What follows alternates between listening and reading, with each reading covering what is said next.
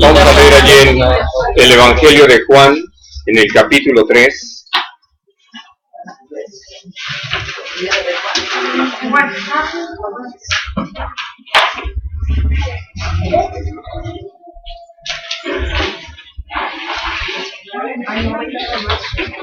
Sí.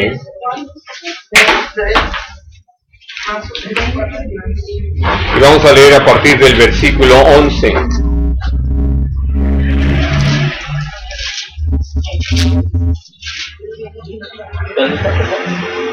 Tres 11. Juan. Sí.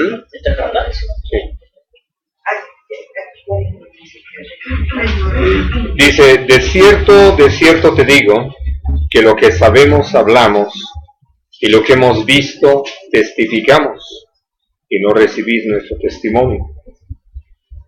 Es el momento en que nuestro Señor Jesucristo está hablando con Nicodemo, y al hablar de este tema, que es lo que vamos a tocar el día de hoy, de lo que realmente es el testimonio de lo que Dios nos ha llamado a compartir y a vivir, a experimentar entre nosotros, pues tiene que ver con lo que Dios nos ha llevado a vivir por su gracia.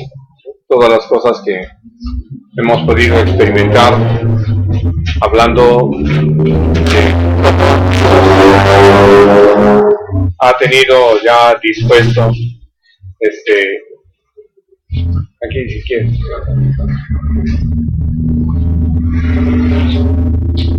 Y entonces les decía lo que ya Dios ha dispuesto para que nosotros podamos crecer en el conocimiento de Él.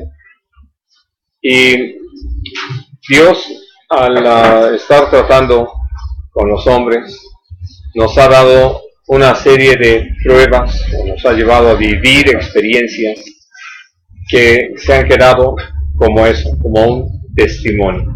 Por eso nuestro Señor Jesucristo decía, lo que sabemos es lo que hablamos, pero lo que hemos visto, eso testificamos. Y entonces, esto es lo que por la gracia de Dios vamos a tratar el día de hoy, lo que es el testimonio. ¿De qué se trata? Vamos a ver aquí en Éxodo, en el capítulo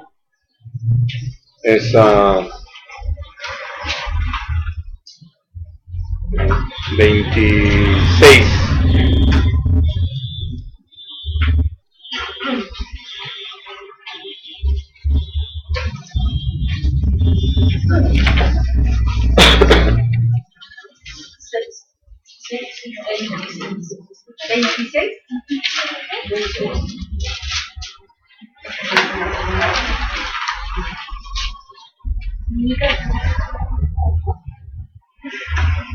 Perdón, es el 25.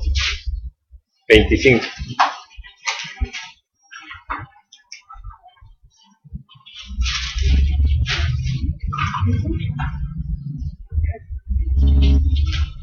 Y vamos a leer en el versículo 16. Pero ya entienden por qué me equivoqué, ¿verdad?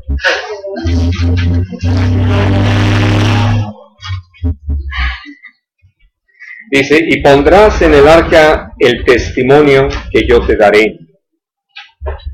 Hablando de el arca del pacto, también llamada el arca del testimonio, donde el Señor estaba dándole las instrucciones a Moisés de cómo todo eso que estaba él construyendo, empezando por este mueble que iba a estar en el lugar santísimo, allí el que hubiera esa capacidad para poder guardar algo tenía que ver con lo que Dios ya en un momento dado les había dado un primer testimonio del que vamos a leer ahorita, pero iban a venir otros testimonios que era importante que se guardaran en esa arca, el arca del pacto.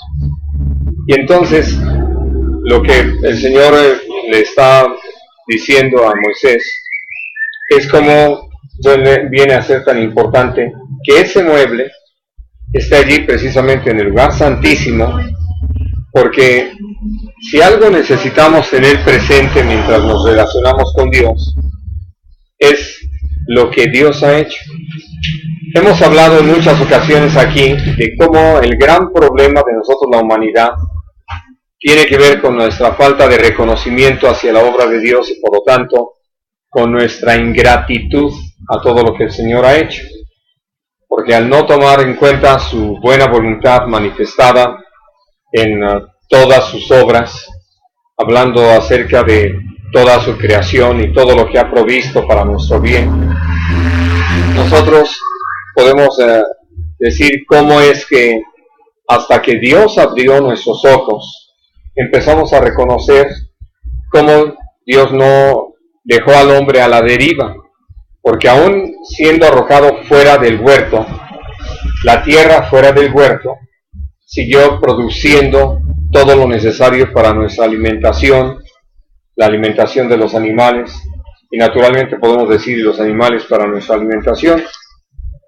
Y entonces, por eso el Señor, al hablar acerca de estos testimonios, si algo desea, es que nosotros tengamos presente, sobre todo cuando estamos hablando ya de una relación con Dios, porque cuando hablamos de esa bendición de poder llegar hasta el lugar santísimo, es porque ya recorrimos todo el camino, es decir, ya tuvimos la oportunidad de arrepentirnos, de nacer de nuevo, de ser lavados con la preciosa sangre del Señor y de mantenernos limpios por el ejercicio de la palabra, para tener una comunión más estrecha con el Señor que nos lleva a vivir esa vida iluminada por el Espíritu y que nos da entonces la oportunidad de tener esa comunión íntima con nuestro Padre Celestial.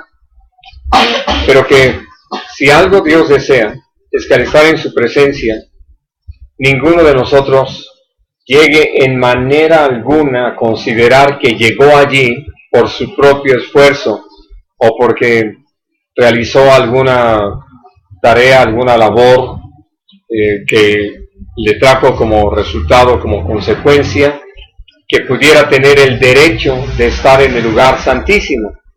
Jamás. Por eso allí, al estar el arca del pacto, iba a tener estos testimonios de los que vamos a leer ahorita. Vamos al capítulo 16, allí también de Éxodo, y al versículo 34.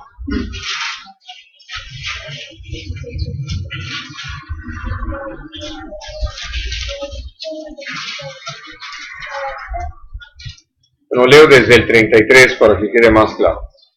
Y dijo Moisés a Aarón: toma una vasija y pon en ella un gomer de maná y ponlo delante del Señor para que sea guardado para vuestros descendientes. Y Aarón lo puso delante del testimonio para guardarlo, como Dios lo mandó a Moisés. Y creo que algo que no nos queda la menor duda es que Jesús es el pan de vida. Es decir, de eso es algo de lo que el Señor nos ha instruido, nos ha permitido aprender y disfrutar. Y de hecho, para decirlo de alguna forma, lo recordamos cada vez que celebramos la cena del Señor. Mira la puerta, ¿no? Y vamos al capítulo 31.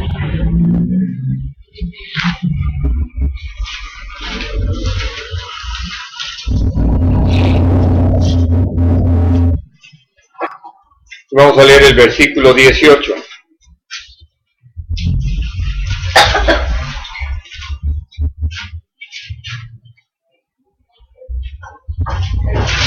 Dice: y dio a Moisés, cuando acabó de hablar con él en el monte de Sinaí, 2 tablas del testimonio, tablas de piedra escritas con el dedo de Dios. Ahora, en sí, nosotros conocemos la historia de estas tablas que el Señor le dio a Moisés, donde están los 10 mandamientos, donde estuvieron escritos los 10 mandamientos, y que hablan acerca de la naturaleza santa de Dios, pura de Dios, porque El primero que responde a esta demanda, naturalmente, es Dios mismo. Y lo dice el Salmo 96, si no estoy equivocado, hablando de cómo a través de los testimonios queda muy claro que lo que conviene es la santidad. Ahora, hablando entonces de que ya estaba ese recipiente con maná y ahora venía las tablas de la ley. Pero hay otro testimonio más. Vamos al libro de Números, al capítulo 17.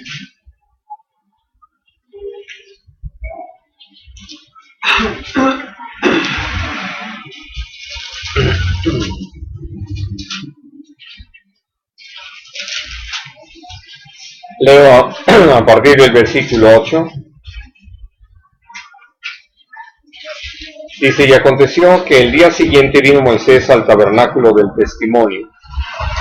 Y aquí que la vara de Aarón de la casa de Leví había reverdecido, y echado flores, y arrojado renuevos, y producido almendras. Entonces sacó Moisés todas las varas de delante de Dios a todos los hijos de Israel. Y ellos lo vieron, y tomaron cada uno su vara. Y Dios dijo a Moisés, vuelve la vara de Aarón delante del testimonio, para que se guarde por señal a los hijos rebeldes, y harás cesar sus quejas de delante de mí, para que no mueran.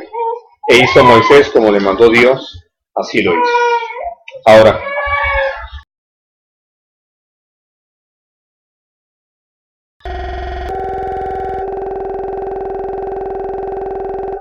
que hablan precisamente todos de nuestro Señor Jesucristo, el que cumplió la ley como hombre, nuestro Señor Jesús, y el que cumpliendo la ley dio la vida por nosotros fue nuestro Señor Jesucristo, pero no quedó en la tumba, resucitó, y entonces por eso es que la vara de Aarón se convierte en ese testimonio. Ya hemos tenido en alguna otra ocasión la oportunidad de hablar de esto, basados precisamente en lo que dice el capítulo 9 de Hebreos, sobre estos tres elementos guardados allí en el arca del pacto, y que quedaron como todo un símbolo de nuestro Señor Jesucristo. Pero lo que quiero insistir es como Dios, al darle esta instrucción al pueblo a través de Moisés, y a Moisés principalmente, era como venía a ser tan importante el tener presente que poder llegar hasta el lugar santísimo como lo hacía el sacerdote una vez al año, y esto con la sangre del sacrificio de expiación, él podía llegar hasta ahí y saber que si podía hallar gracia y podía aún esperar que Dios tuviera misericordia del pueblo y perdonara los pecados, era porque Jesús, que quedaba representado allí por el maná, por las tablas de la ley y la vara de Aarón que reverdeció, vendría al venir como hombre a dejar satisfecha la justicia de Dios y darnos entonces la total oportunidad de tener esa relación íntima con el Señor, que nos diera la oportunidad de no solamente conocerlo, sino afirmarnos en la esperanza bienaventurada de vida eterna. Ahora, algo que ustedes están leyendo aquí, cuando dice que fueron puestas las varas delante del tabernáculo del testimonio. El tabernáculo había sido llamado primeramente el tabernáculo de reunión, porque era precisamente para que pudiera el pueblo volverse a Dios, reunirse con Dios. Por eso hemos dicho que es muy claro que es un símbolo de Jesucristo. Pero quiero que lean conmigo en el capítulo 9 de Números.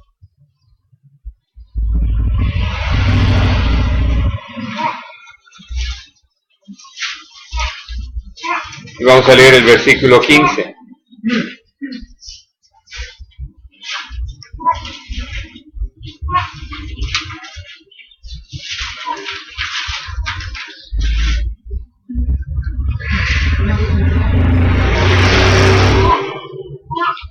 El día que el tabernáculo fue erigido, la nube cubrió el tabernáculo sobre la tienda del testimonio, y a la tarde había sobre el tabernáculo como una apariencia de fuego hasta la mañana. Así era continuamente. La nube lo cubría de día y de noche la apariencia de fuego. Ahora, hablando de esto, ustedes pueden notar que hace una diferencia entre el tabernáculo y la tienda del testimonio. La razón es porque el tabernáculo también incluía el atrio, y donde estaba prácticamente el testimonio era ya en lo que podemos usar los términos que también aparecen en la Biblia, el santuario, es decir, donde estaba el lugar santo y el lugar santísimo. Y entonces, por eso es que Dios habla de cómo ese lugar era el tabernáculo o la tienda del testimonio. Allí estaba guardado, no estaba a la vista del pueblo, porque aunque el pueblo podía entrar en el atrio, y los sacerdotes estaban ahí junto con los levitas para atenderlos y ministrar, prácticamente ninguno podía ver el arca del pacto. Eso estaba ahora sí que escondido, guardado allí en el lugar santísimo. Prácticamente el único que tenía la oportunidad de verla era el sumo sacerdote cuando entraba. Por eso es que el Señor hace esta diferencia. Y aquí está hablando del momento en que ya fue levantado, de lo que también habla en la parte final del libro de Éxodo, y cómo Dios se agradó de todo lo que habían hecho, porque lo habían hecho conforme al modelo que satisfecho el corazón de Dios. Ya una vez erigido el tabernáculo, Dios manifiesta que si era de su agrado, que todas las cosas estaban hechas conforme a su voluntad. Y una de las cosas que puedo decirles, para este momento, todavía no estaba la vara de un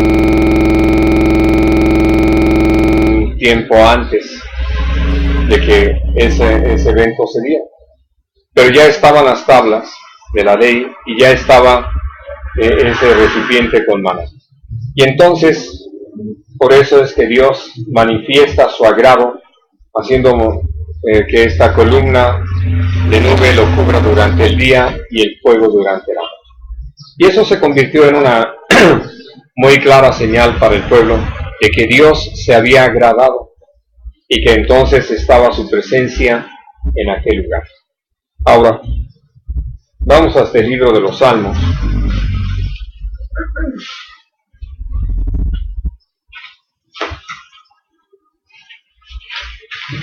Vamos a recordar allí en el Salmo 19, algo que hemos tenido la oportunidad de leer en otras ocasiones.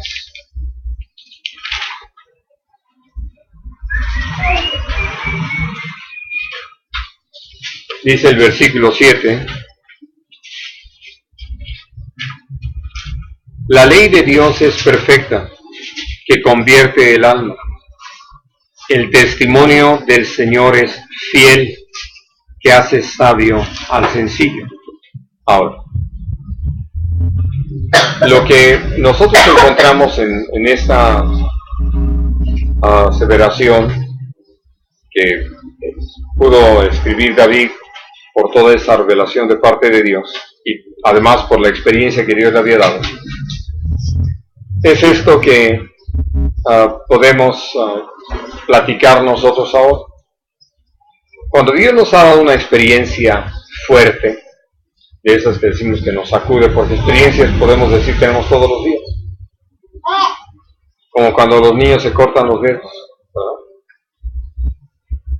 Y entonces esas experiencias que nos dejan huella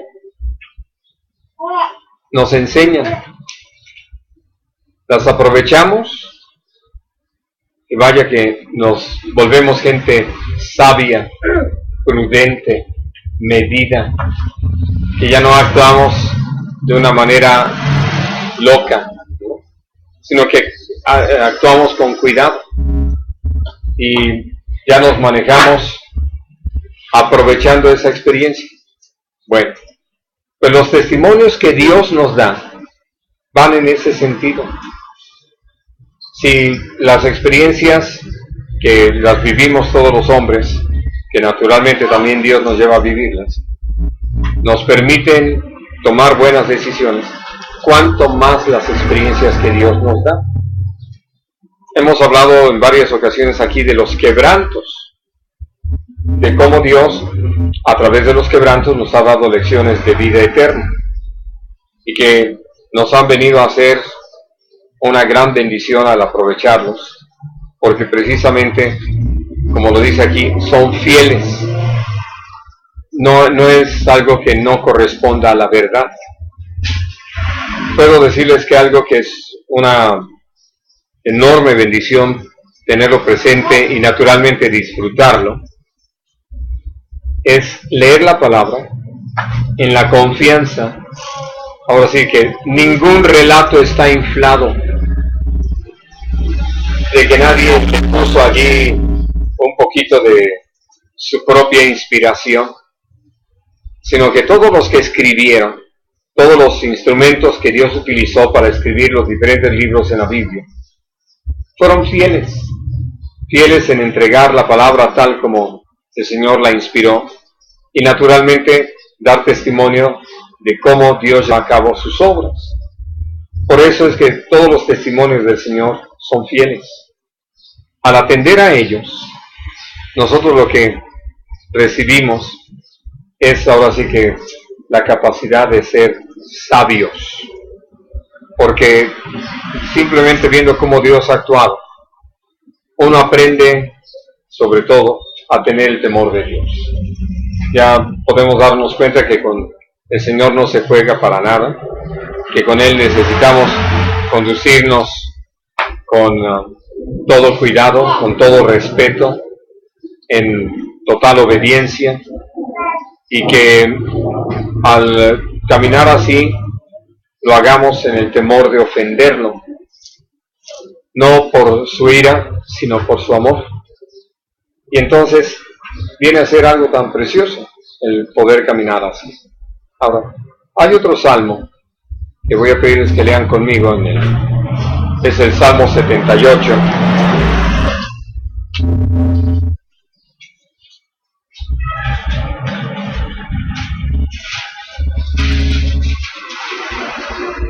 Leo a partir del versículo 1.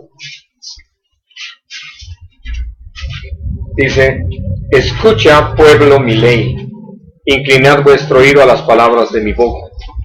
Abriré mi boca en proverbios, hablaré cosas escondidas desde tiempos antiguos, las cuales hemos oído y entendido, que nuestros padres nos las contaron. No las encubriremos a sus hijos, contando a la generación venidera las alabanzas del Señor, y su potencia y las maravillas que hizo.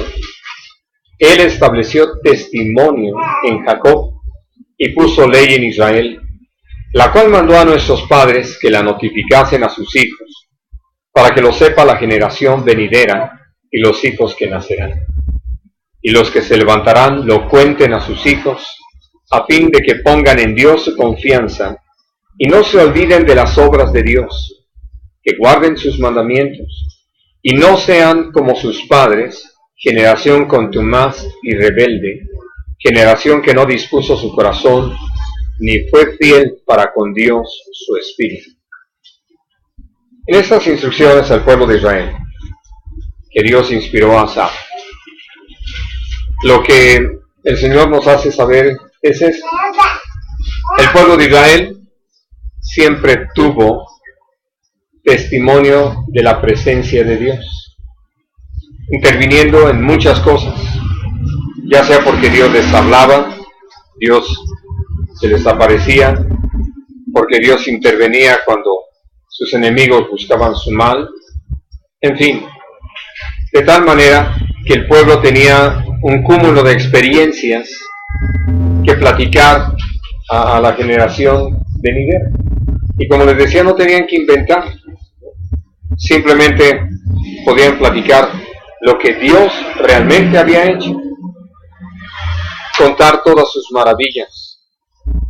Y entonces dicen, esto es para que ahora sí que se lo notifiquen, se lo platiquen, se lo hagan saber a los hijos, a la generación que viene, y que no lo olviden. El propósito es que pongan su confianza en Dios. Ahora, creo que ustedes entienden la gran diferencia de platicar algo que nos consta, algo que hemos vivido, a diferencia de algo que solamente hemos oído. Es decir, cuando nosotros fuimos testigos de algo así tan directo, tan personal, nuestra forma de platicarlo habla de la seguridad, de la certeza, de que nadie nos va a poder contradecir, porque allí estuvimos, lo vimos, lo palpamos, lo escuchamos, es decir, está muy sólido el asunto. Pero ¿de qué se trata? De que aquello que viví, yo lo entregue así con fidelidad. En cambio, como lo del chupacabras, ¿no?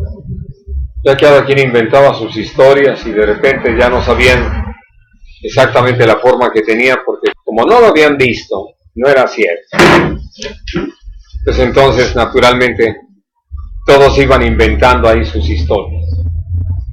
Y puedo decirles que hay tantas cosas que han dicho así, que se han manejado así. Estaba escuchando en las noticias, el actual Papa tiene en su calendario de actividades el poder ya canonizar a Juan Pablo II, porque por ahí platican que una mujer que tenía un tumor, ya que le había hecho metástasis, entonces que le pidió a Juan Pablo II y que fue sanado, ¿no? Y entonces ya con ese milagro pues ya se puede utilizar para canonizarlo y para que todos los que quieran apuntarse como en el Twitter, se apunten ahí como seguidores de Juan Pablo II. Bueno, de tal manera, bueno, sí, ya va a ser, perdón, San Juan Pablo II. San Carlos Wojtyla. Y entonces menciono esto porque hablando acerca de cómo fue esa historia, en qué se dio, uno sabe que muchos han inventado cada historia y ahora sí que le han colgado milagritos, hasta es una frase popular, que le andan ahí colgando milagritos, hablando de cosas que no sucedieron, no fueron así, no fueron de esa manera. A diferencia de lo que Dios nos lleva a vivir y que lo podemos comunicar con esa seguridad. Ahora, quiero insistir en esto que dice el versículo 7, a fin de que pongan en Dios su confianza. ¿Qué va a suceder cuando nuestros hijos, a quienes les compartamos lo que Dios ha hecho con nosotros, qué va a pasar con ellos cuando pongan su confianza en Dios? Poder dar el mismo testimonio,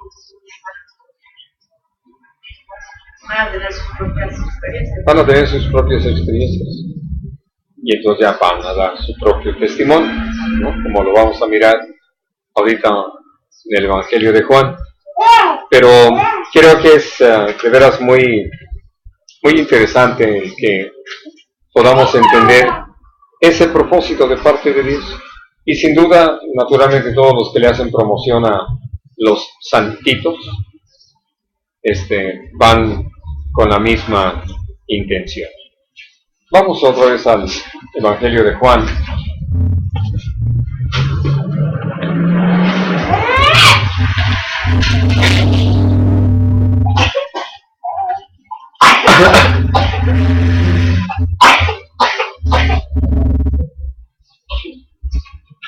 Voy a leer a partir del versículo 35.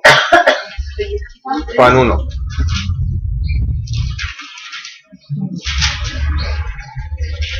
estas alturas ya deberían de leerme la mente.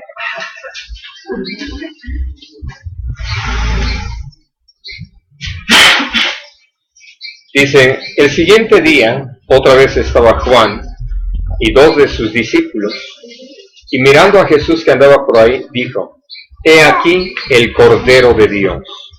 Ahora, ¿por qué Juan se atreve a decir una cosa como esta? Voy a regresarme a los versículos.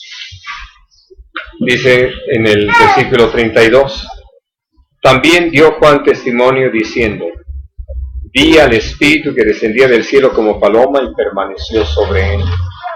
Y yo no le conocía, pero el que me envió a bautizar con agua, aquel me dijo, sobre quien veas descender el Espíritu y que permanece sobre él, ese es el que bautiza con el Espíritu Santo. Y yo le vi y he dado testimonio de que este es el Hijo de Dios.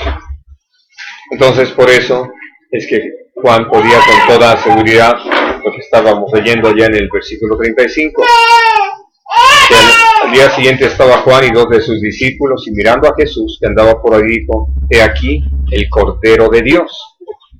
Le oyeron hablar los 2 discípulos y siguieron a Jesús. Y volviéndose Jesús y viendo que les seguían, les dijo, ¿qué buscáis? Ellos le dijeron, Rabí, que traducido es maestro, ¿dónde moras? Les dijo, venid y ved. Fueron y vieron dónde moraba, y se quedaron con él aquel día, porque era como la hora 10. Andrés, hermano de Simón Pedro, era uno de los 2 que había oído a Juan y habían seguido a Jesús. Este halló primero a su hermano Simón y le dijo, hemos hallado al Mesías, que traducido es el Cristo. Y le trajo a Jesús. Mirándole Jesús, dijo, tú eres Simón, hijo de Jonás, tú serás llamado Cefas, que quiere decir Pedro. El siguiente día quiso Jesús ir a Galilea y halló a Felipe y le dijo, sígueme. Y Felipe era de Betsaida, la ciudad de Andrés y Pedro. Felipe halló a Natanael y le dijo, hemos hallado a aquel de quien escribió Moisés en la ley, así como los profetas, a Jesús, el hijo de José de Nazaret. Natanael le dijo, ¿de Nazaret puede salir algo de bueno? Le dijo Felipe, ven y ve. Cuando Jesús vio a Natanael que se le acercaba, dijo de él, he aquí un verdadero israelita en quien no hay engaño. Le dijo Natanael, ¿de dónde me conoces? Respondió Jesús y le dijo, antes que Felipe te llamara, cuando estabas debajo de la higuera, te vi. Respondió Natanael y le dijo, Rabí, tú eres el Hijo de Dios, tú eres el Rey de Israel. Respondió Jesús y le dijo, porque te dije, te vi debajo de la higuera, ¿crees? Cosas mayores que estas verás.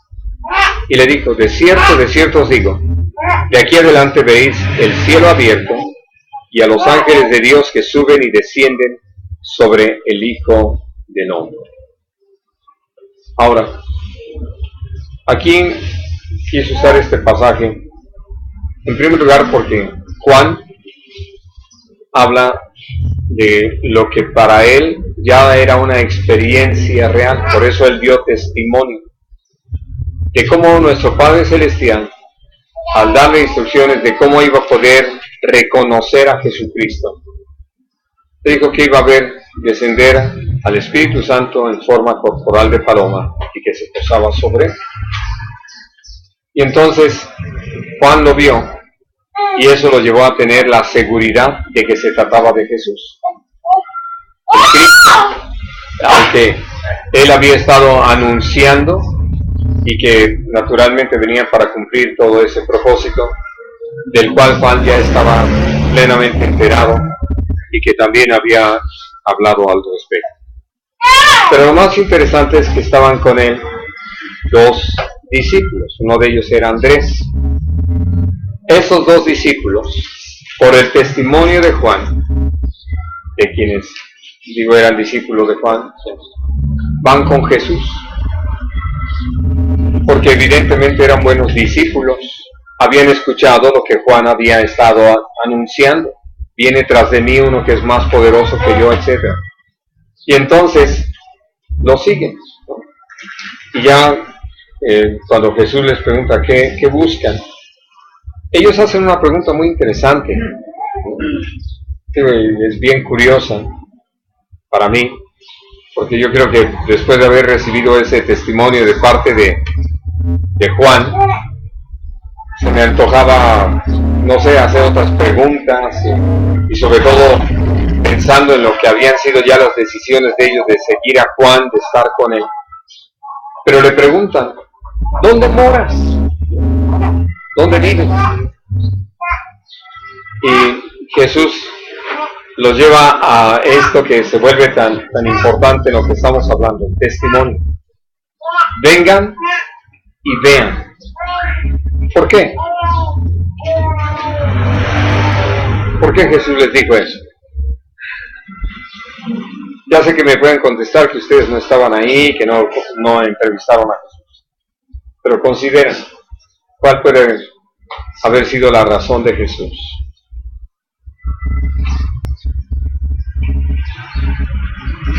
Es como todo lo que el Señor hace con nosotros, ¿no? Que sea así como testigos oculares que podamos enfrentarnos nosotros las cosas, verlas. Pero en este caso, ¿qué?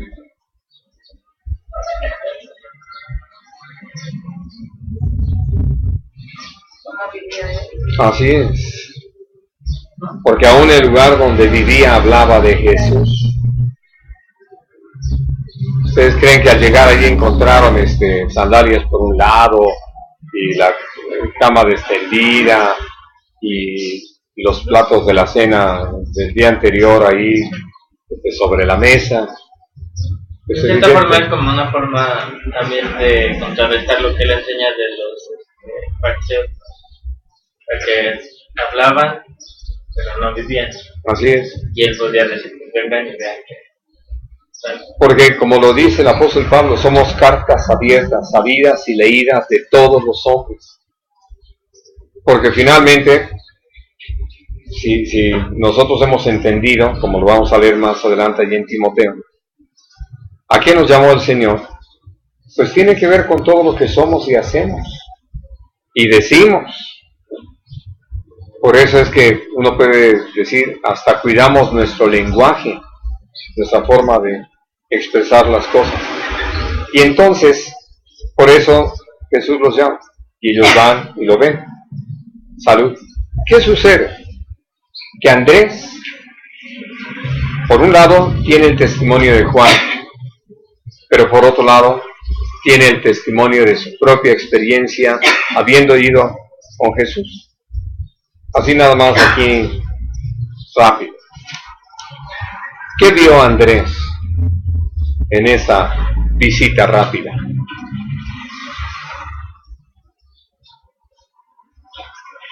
¿Qué vio Andrés?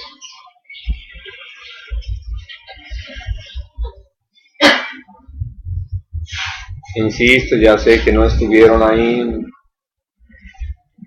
pero por todo lo que Dios nos habla, podemos contestar. Encontró que Jesús era un hombre de orden, de principios, de valores, pero que además una de las cosas que lo sorprendió cuando despertaron es que no estaba. Se había ido a algún lugar desierto a orar. Y podían ver esa total congruencia entre lo que Jesús decía y lo que hacía, porque no se fueron mudos, ¿verdad?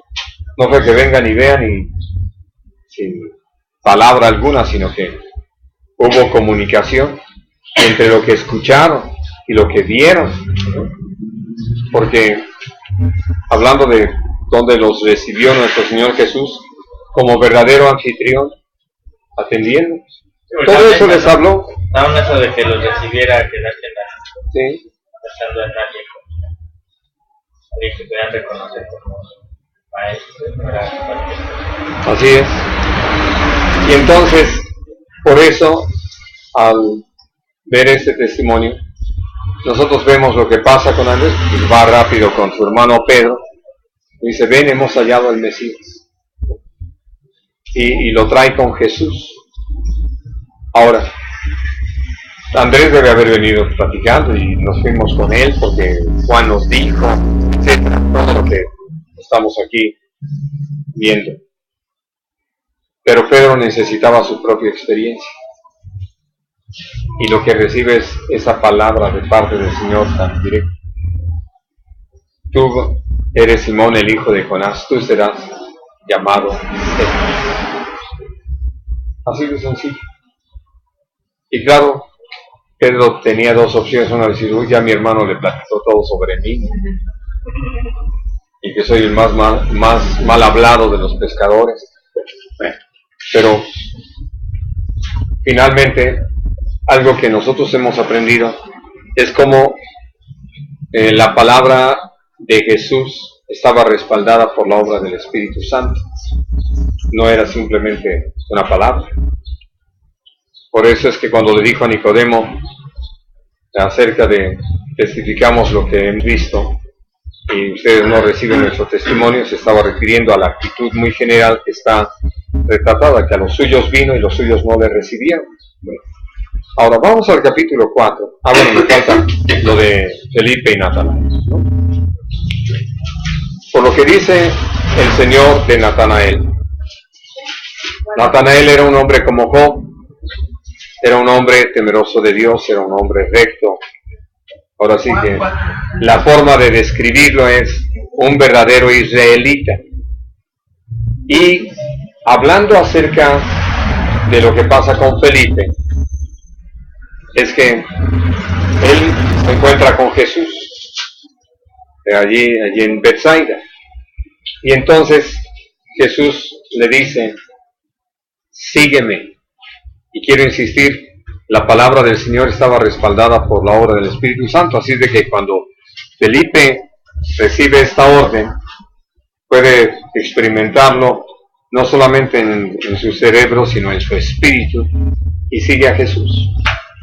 ¿Y qué tanto caminaron? No sé, lo suficiente como para oír más de Jesús, y entonces encontrarse con Natanael y decirle, hemos hallado a aquel de quien escribió Moisés y los profetas, al Mesías, al Cristo, el hijo de José de Nazaret. Cuando él menciona esto, rápido, Natanael, bien instruido y evidentemente creyente, y había sido, puedo también decir, meticuloso en su estudio de la palabra, él por eso se atreve a decir, de Nazaret puede venir algo bueno. Y allí ya Felipe, como si no había estudiado muy bien y no tenía muy dominado lo de los profetas sobre todo, dice, bueno, ven y ve. En otras palabras, que él pudiera comprobar por sí mismo que lo que le estaba diciendo Felipe, el testimonio que le estaba dando, era real. Y eso es lo que podemos decir nosotros. Cuando hemos creído en el Señor y hemos experimentado lo que el Señor hace, podemos llamar a la gente. Voy aquí a insistir en un punto porque me parece muy importante. A creer en Cristo Jesús.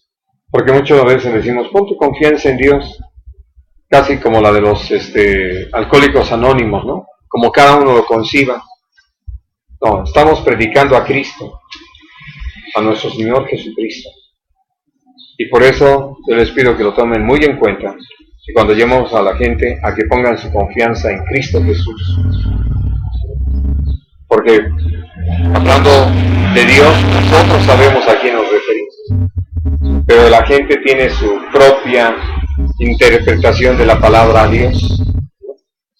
Y entonces, por eso les decía, usando esta forma en que se maneja dentro de Alcohólicos Anónimos, pues uno puede darse cuenta de que la gente tiene así sus propias concepciones. Pero cuando hablamos de Cristo Jesús, estamos hablando de alguien que ya ha sido más divulgado sobre él, muy controvertida su historia, discutida y demás, pero nosotros ya hablamos de alguien más en específico. y no para nosotros, sino para la gente. Entonces, por eso creo que es importante. Por eso llega y le dice Felipe, hemos hallado a Jesús, el hijo de José de Nazaret, aquel de quien escribió Moisés y los profetas.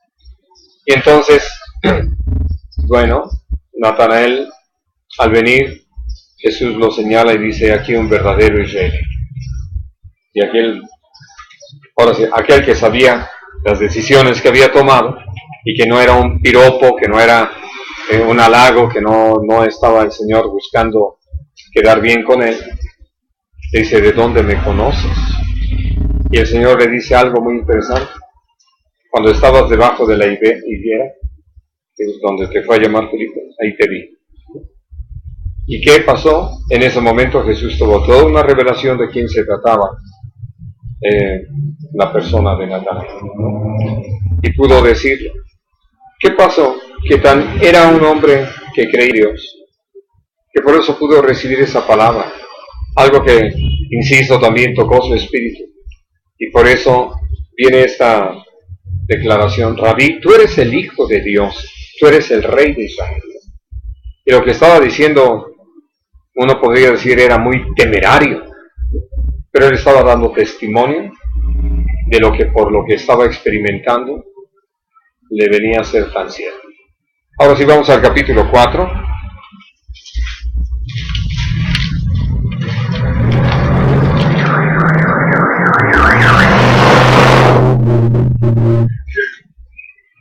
Y vamos a leer a partir del versículo 28. Dice, entonces la mujer dejó su cántaro y fue a la ciudad y dijo a los hombres, venid, ved a un hombre que me ha dicho todo cuanto he hecho. ¿No será este el Cristo? Entonces salieron de la ciudad y vinieron a él. Salud. Y voy al versículo 39. Y muchos de los samaritanos de aquella ciudad creyeron en él por la palabra de la mujer, que daba testimonio diciendo, me dijo todo lo que he hecho. Entonces vinieron los samaritanos a él y le rogaron que se quedase con ellos, y se quedó allí 2 días. Y creyeron muchos más por la palabra de él, y decían a la mujer, ya no creemos solamente por tu dicho, porque nosotros mismos hemos oído y sabemos que verdaderamente este es el Salvador del mundo, el Cristo. Y entonces, lo que uno se da cuenta es de la importancia y la trascendencia de un testimonio. Ahora, claro, la mujer samaritana decía, me ha dicho todo lo que he hecho. Lo que nosotros leemos es un pequeño resumen de lo que Jesús le dijo, como lo dice al final de este evangelio. No se pudo escribir todo lo que Jesús hizo y dijo, porque entonces no bastarían los libros en el mundo, ¿no? Pero está escrito lo esencial, aquello que ahora sí que dejó el corazón de esta mujer descubierto, pero que la llevó a ella a tener esa convicción como para poder ir y hablar con la gente. Y quiero que lo piensen. ¿Cómo creen que en la actualidad se ve a una mujer que pueda competir con la samaritana? Haber estado casada 5 veces y estar en un 6º intento. ¿Cómo se ve en la sociedad?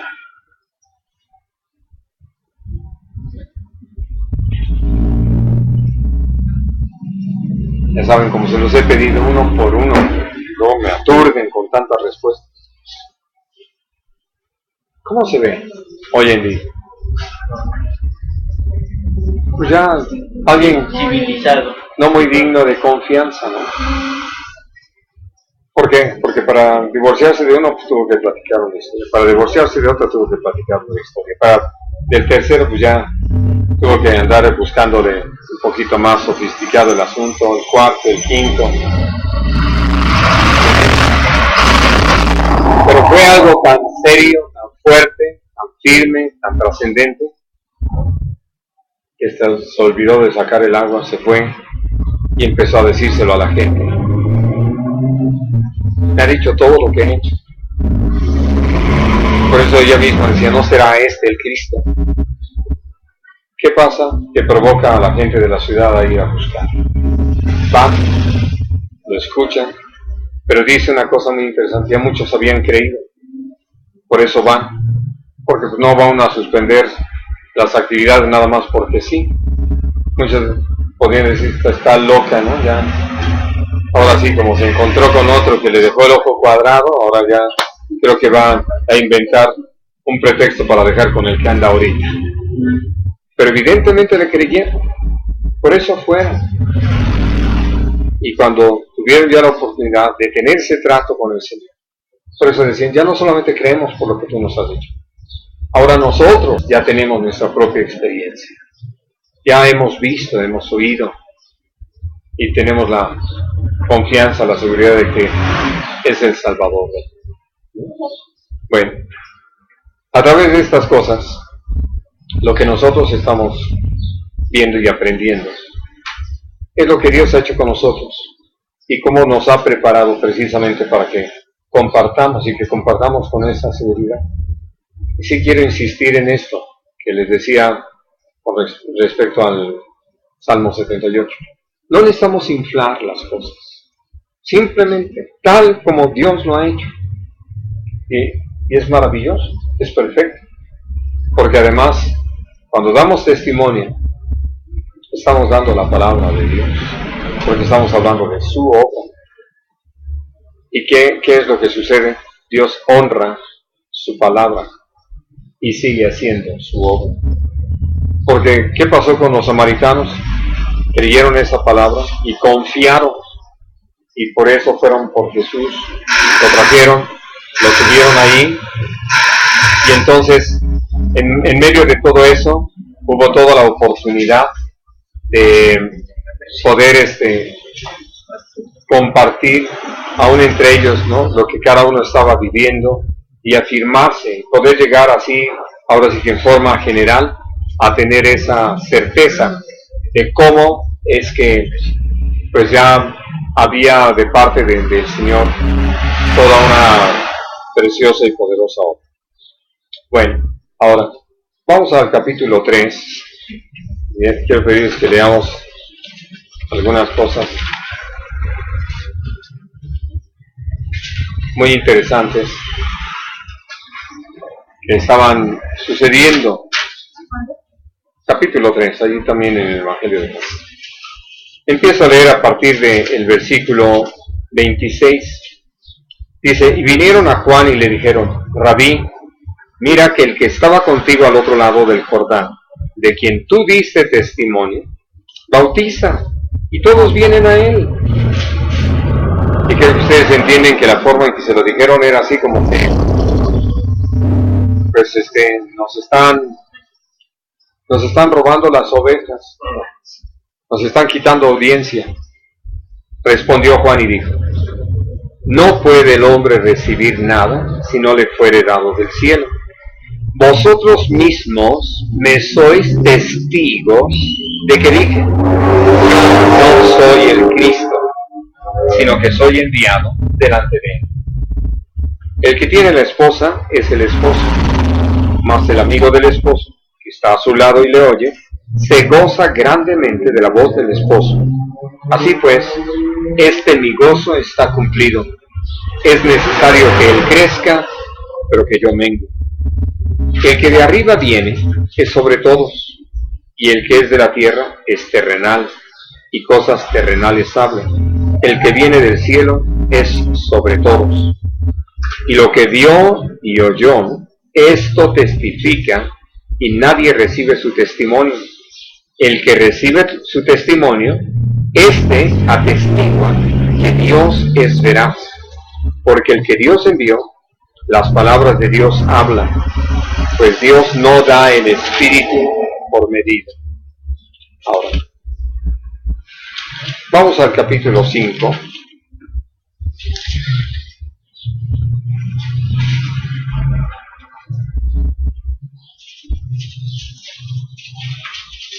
Y vamos a leer a partir del versículo 30.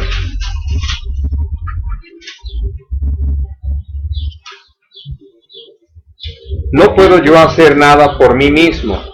Según oigo, así juzgo, y mi juicio es justo, porque no busco mi voluntad, sino la voluntad del que me envió, la del Padre. Si yo doy testimonio acerca de mí mismo, mi testimonio no es verdadero. Otro es el que da testimonio acerca de mí, y sé que el testimonio que da de mí es verdadero. Vosotros enviasteis mensajeros a Juan, y él dio testimonio de la verdad. Pero yo no recibo testimonio de hombre alguno, mas digo esto para que vosotros seáis salvos. Él era antorcha que ardía y alumbraba, y vosotros quisisteis regocijaros por un tiempo en su luz. Mas yo tengo mayor testimonio que el de Juan, porque las obras que el Padre me dio para que cumpliese, las mismas obras que yo hago, dan testimonio de mí, que el Padre me ha enviado. También el Padre que me envió ha dado testimonio de mí. Nunca habéis oído su voz, ni habéis visto su aspecto, ni tenéis su palabra morando en vosotros, porque a quien él envió, vosotros no creéis. Escudriñad las Escrituras, porque a vosotros os parece que en ellas tenéis la vida eterna, y ellas son las que dan testimonio de mí. Y no queréis venir a mí para que tengáis vida. Ahora, hablando de esto, o sea, recordando lo que leímos en el capítulo 3, cuando Juan contesta, él dice algo muy importante. Pues nada podemos hacer de nosotros mismos, como Jesús lo testifica sobre su propia persona, de lo que empezamos a leer. Nada hago de mí mismo, si no le fuere dado del cielo. Y entonces, por eso es que Juan, simplemente aprovechando toda la experiencia y la inquietud que tenían sus discípulos, les hace saber que ellos no están tomando en cuenta lo que él sí les había hablado y les había testificado. Ustedes son testigos de que yo les había hablado, de cómo yo solamente voy delante de él. Pero que el verdadero interés o la atención se necesita poner sobre Jesús. De tal forma que conviene que yo mengue y que él crezca. Y esto fue sin duda una fuerte lección para los discípulos. De acuerdo a lo que encontramos en los evangelios, pues todavía siguieron por un buen tiempo siendo discípulos de Juan, inquietos por varias cosas que el Señor hacía, como el hecho de que, pues, cómo era posible que los discípulos de los fariseos y los discípulos de Juan ayunaran y los de Jesús no, o como lo hicieron posteriormente por una encomienda de Juan, de ir y preguntarle si él era el que había de venir o si debían esperar a otro. Y son cosas que uno no puede pasar por alto, pero Juan se los había dicho en ese sentido. El mismo Juan llegó a tener su propio momento de duda, por eso los envió para que le preguntaran. Pero el asunto es que había todo un testimonio. Y Jesús entonces, cuando los judíos empiezan a presionar, y sobre todo por hacer aquella sanidad de aquel hombre en el estanque de Betesda, él les dice: como nada hago de mí mismo, sino todo lo que voy a hacer el Padre. Yo no vine para hacer mi voluntad, sino la voluntad del que me envió, etc. Y entonces habla de cómo él no estaba dando testimonio de sí mismo, sino que otro se encargaba de dar testimonio. Y primero puede mencionar a Juan, que se había dado a la tarea por obediencia a lo que Dios le había hablado, de dar testimonio sobre Jesús. Pero después nuestro Señor Jesucristo dice: todas las obras que estoy llevando a cabo dan testimonio de que el Padre me envió. Por eso es que el Padre está dando testimonio de mí. Dice, pero para completar el cuadro, escudriñen las Escrituras, porque ellas son las que dan testimonio de mí. Y esto es lo que uno ha tenido la oportunidad de constatar al estudiar el Antiguo Testamento, cómo realmente todo está ahí anunciando a nuestro Señor Jesucristo, hablando acerca de varias cosas acerca de que finalmente se cumplen, vamos, lo que leemos en los Evangelios, y aún lo que vemos anunciado para después, todo está dicho en el Antiguo Testamento, y cumplido naturalmente en la persona de nuestro Señor Jesucristo. Por eso es que al hablar acerca de ese testimonio, salud, nosotros podemos ver cómo nuestro Señor Jesucristo fue trabajando con los discípulos, llevándolos a vivir muchas experiencias. Hay algo que Jesús les dijo que me interesa mucho compartirles, y de repente tengo la tentación de brincarme a otro tema que tiene que ver con el testimonio, pero que ahorita vamos. En el capítulo 15,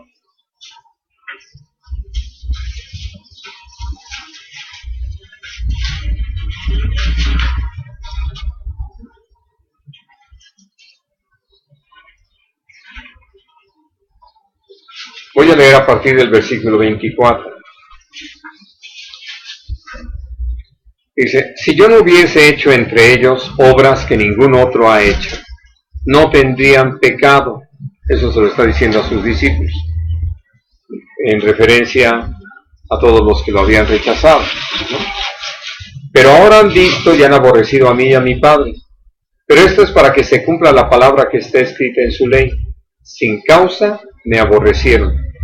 Pero cuando venga el Consolador, a quien yo os enviaré del Padre, el Espíritu de verdad, el cual procede del Padre, Él dará testimonio acerca de mí. Y vosotros daréis testimonio también, porque habéis estado conmigo desde el principio. Así de que una cosa que puedo decir es sumamente interesante, es precisamente eso.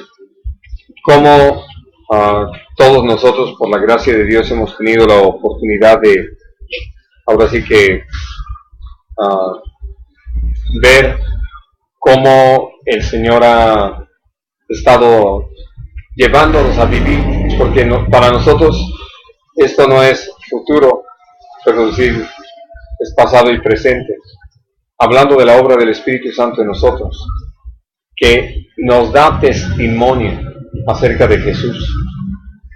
Y al darnos testimonio acerca de Jesús, nos da testimonio a nuestro mismo espíritu de que verdaderamente somos hijos de Dios por la fe en Cristo Jesús. Y entonces, por eso, cuando estamos hablando acerca de todos estos testimonios, Jesús les dijo cómo el Espíritu Santo iba a estar realizando esta labor. Pero añadió esto: y ustedes también. ¿Por qué? Porque ustedes han estado conmigo desde el principio. En otras palabras, ellos podían con toda veracidad dar testimonio de todo lo que les constaba. Si alguien venía y dice que Jesús resucitó muertos, claro, y podían platicar, ¿no? Y yo puedo, como les decía hace unos momentos, pensar en que, claro, por ejemplo, la hija de Jairo, ¿no? Que fueron a buscarlo, todavía estaba enfermita, no se había muerto, pero cuando ya íbamos para allá, que le avisan que ya se había muerto, pero llega el Señor y la resucita. O el hijo de la viuda de Naín, ese ya iba en el cajón, así de que ya estaba bien muerto, ¿no? Y el Señor llegó y lo resucitó. Dice, no, pero el mero, el que nos dejó muy claro esto fue el de Lázaro, ya 4 días de muerte. Y lo llama que salga de la tumba, y salió de la tumba.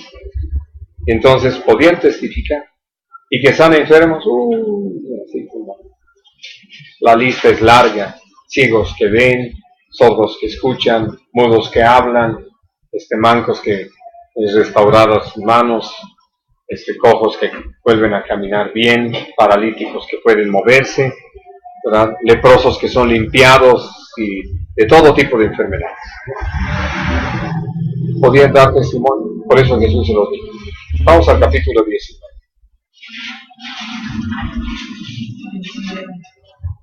Versículo 35. Dice, y el que lo vio da testimonio, y su testimonio es verdadero, y él sabe que dice verdad, para que vosotros también creáis, porque estas cosas sucedieron para que se cumpliese la escritura, no será quebrado hueso suyo. Y también otra escritura dice, mirarán al que traspasaron. Y no se estaba refiriendo a otra cosa, sino al hecho de que él había estado allí y había visto cómo aquel soldado había llegado y había clavado su lanza en el costado de Jesús, solo para comprobar que realmente estaba muerto, ¿no? Ahora, en el capítulo 21, en el versículo 24,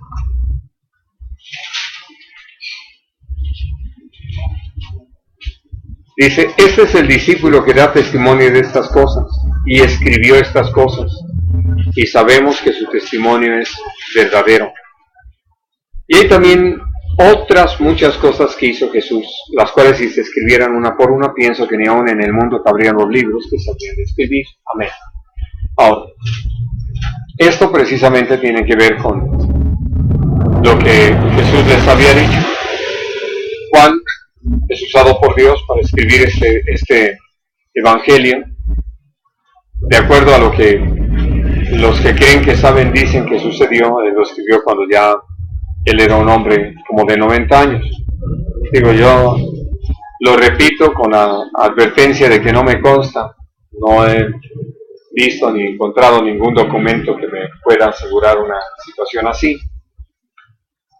Otros dicen fue el evangelio más tardío, sí, que se escribió posteriormente. Y menciono estas cosas porque alguien diría, uy, qué buena memoria.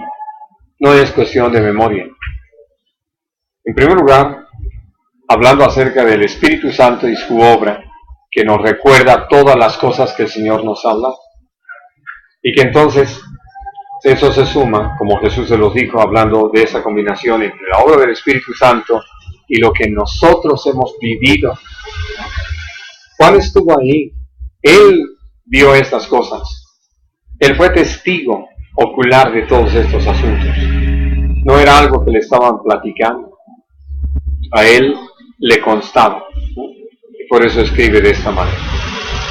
Ahora, todo lo que ellos vieron fue precisamente cómo fue que el Señor se manifestó a ellos, cómo los llamó a ser sus discípulos, cómo después los llamó a ser apóstoles, cómo los formó para que pudieran llevar sobre sus hombros la carga de presidir a la iglesia. Y entonces sucedió algo muy, muy interesante. Capítulo 4 del libro de Hechos.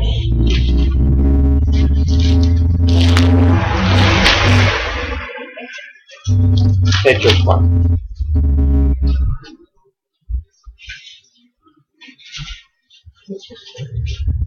Y vamos a leer en el versículo 33.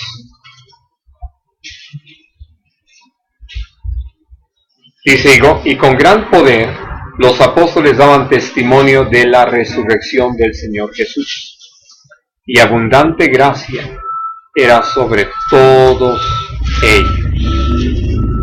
Así es de que lo que nosotros podemos ver es que, habiendo aprovechado precisamente todas sus experiencias, ellos estaban testificando de algo que espero que ustedes entiendan conmigo, sobre todo en ese momento.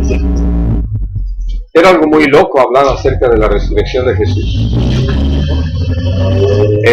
Dentro de la misma historia del pueblo de Israel, apenas si había alguna mención, en el caso de Elías, en el caso de Eliseo, de resurrección. Pero en general no lo sabía. Prácticamente eran casos así, por decirlo, muy lejanos. ¿Qué tanto se divulgaron? Pues sobre todo lo de Lázaro. Bueno, podemos ver que algunas personas llegaron hasta Betania para conocerlo, para ver qué color de piel tenía después de 4 días de muerte, yo creo. Cosas así que deben haberlos movido, más tal vez en curiosidad que con el deseo de la verdad. Pero finalmente no era mucho.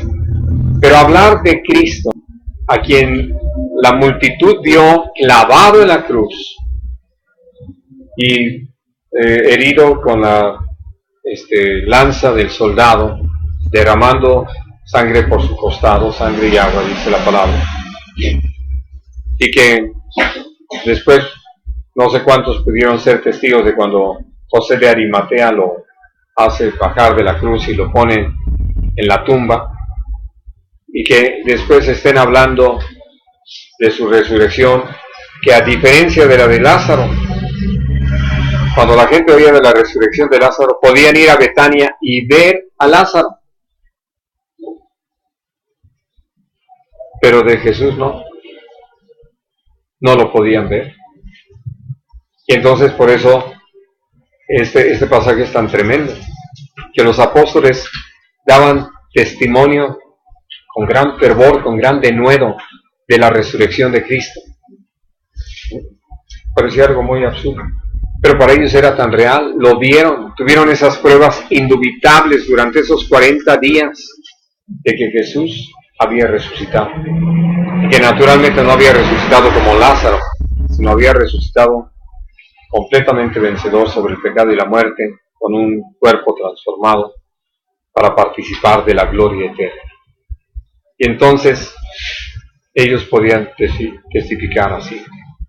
Hay algo más en el capítulo 14 de Hechos.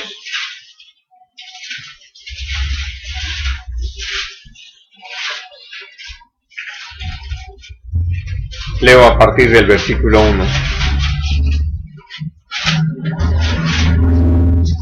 Dice: aconteció en Iconio que entraron juntos en la sinagoga de los judíos, y hablaron de tal manera que creyó una gran multitud de judíos, y asimismo de griegos. Los judíos que no creían excitaron y corrompieron los ánimos de los gentiles contra los hermanos.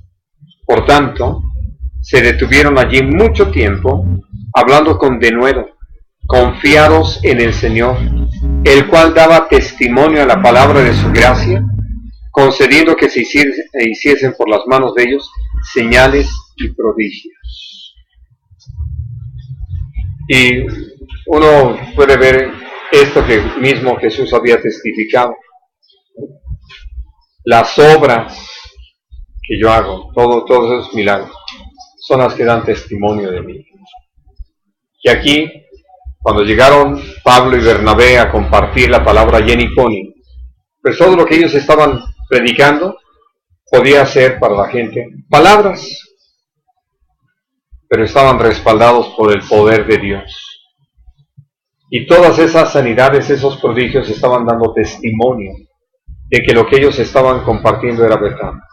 Además de lo que ya las personas en sí, que habían creído, los que habían recibido la palabra, estaban experimentando por la obra misma del Espíritu Santo. Y entonces, por eso viene a ser tan interesante también el testimonio del apóstol Pablo allí en 1 de Corintios, en el capítulo 2.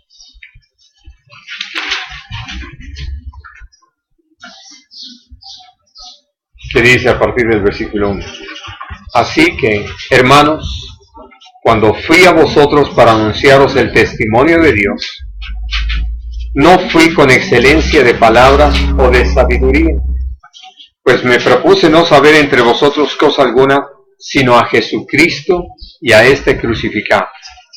Y estuve entre vosotros con debilidad y mucho temor y temblor, y ni mi palabra ni mi predicación fue con palabras persuasivas de humana sabiduría, sino con demostración del Espíritu y de poder, para que vuestra fe no esté fundada en la sabiduría de los hombres, sino en el poder de Dios.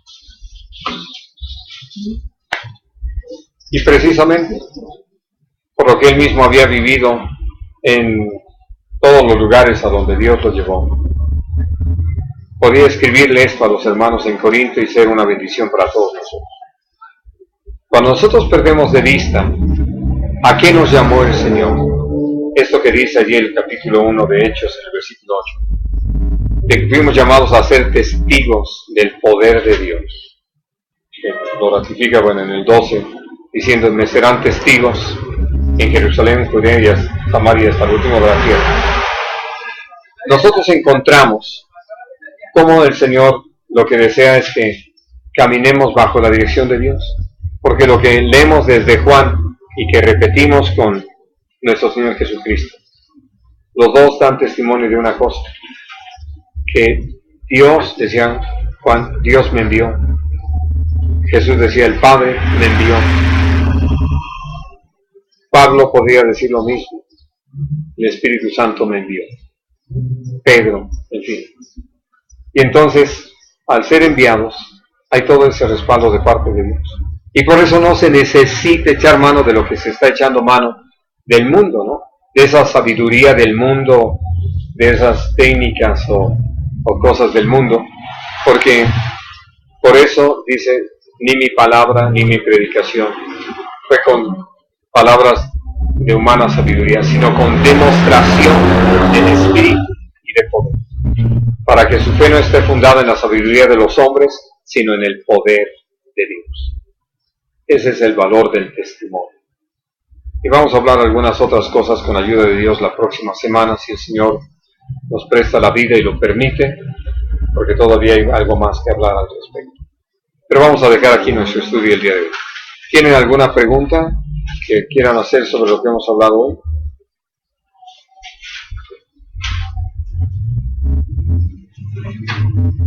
¿O otro comentario?